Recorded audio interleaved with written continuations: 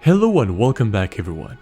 For today's video, we will talk about a nightmarish hybrid creature that used to haunt the dreams of the common Greek people, the Chimera.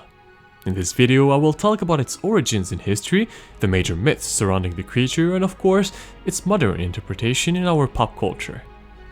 Like many other monsters and creatures originating from Greek mythology, the Chimera is an offspring of the mighty Typhon and the cruel Echidna, known as the father and mother of all monsters. The Chimera, being an hybrid creature, showcases parts of several different animals. According to the ancient Greek author Homer, the Chimera had the head and front legs of a lion, the body of a goat, and the tail of a snake or a dragon. The Greek poet Hesiod supports that definition of the creature, adding that it also had 3 heads, obviously the head of a lion but also of a goat and a snake. In the Homeric poems, the hybrid monster was said to be from divine origins, and that it had the ability to breathe fire. It was said that it lived in Lycia, a region in Anatolia, which nowadays represents a large part of modern Turkey. The creature preyed on the cattle and the farmers that lived in the region, wreaking havoc wherever it went. One of the most popular myths related to the Chimera is its battle with the Greek hero Bellerophon. The young hero was the son of the god of the sea, Poseidon, and a beautiful mortal woman. Bellerophon's journey began after he was exiled for murdering his own brother. He eventually landed in the city of Tiryns, in the court of King Proteus. The king's wife, Queen Anteia, liked Bellerophon as soon as she laid eyes on him and tried to seduce him, but she was turned down by the young hero.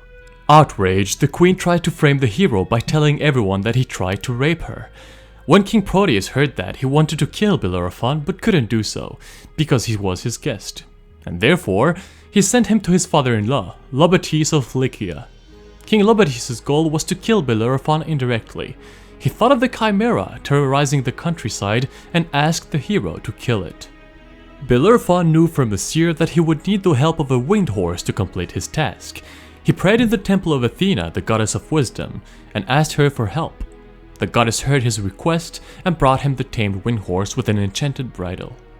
Now riding on the legendary horse, Bellerophon flew to meet the Chimera face to face.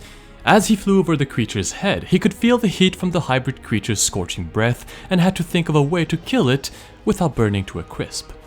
He eventually got the idea to tie a block of lead to the end of his spear, and as he flew over the creature's head one more time, he threw the spear directly into the Chimera's mouth. The heat from the creature's fiery breath melted the lead and went right down the monster's throat. It suffocated and died a few moments later, and that was the end of the mighty Chimera. Later on in the Middle Ages, the Chimera was portrayed in bestiaries as a creature that represented the dark and evil forces in nature, and was sometimes perceived as a representation of the devil. The reputation of the Chimera as a devilish creature that only brought destruction and dread wherever it went eventually inspired the Italian poet Dante Alighieri, and appears in his description of hell in the Inferno, which was the first part of the epic poem, The Divine Comedy. Nowadays, a chimera is one of these mythical creatures, such as dragons and griffins, that are often associated with the fantasy world. Whether it be in literature, movies, or even video games, it's not uncommon to see them represented as an evil foe that has to be dealt with. In the movie Wrath of the Titans, the chimera is the first mythical creature that the hero Perseus has to fight. The hybrid monster is also included in role-playing games such as Dungeons & Dragons. That's it for today's video. Thanks everyone for watching, and I hope you enjoyed today's subject.